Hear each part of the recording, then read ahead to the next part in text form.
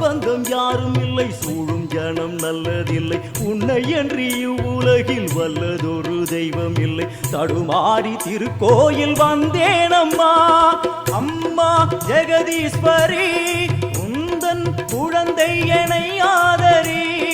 அம்மா ஜெகதீஸ்வரி, உந்தன் குழந்தை என்னை ஆதரி. நீ வந்து தாயாக என்னை தாங்கணும், உன் மடி மீது தலை வைத்து நான் ஏங்கணும்.